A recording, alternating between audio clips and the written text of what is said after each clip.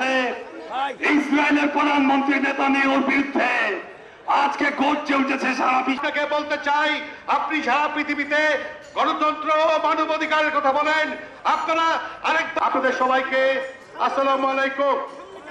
আপনারা সবাই জানেন নির্বিচারে গণহত্যা পর্যন্ত যাব, কিন্তু আমাদের মিছিলের ব্যানারে জেলা বিএনপি ও অঙ্গ সংগঠনের আহ্বায়ক সদস্য সচিব অথবা প্রতীকী প্রতিবাদ করব।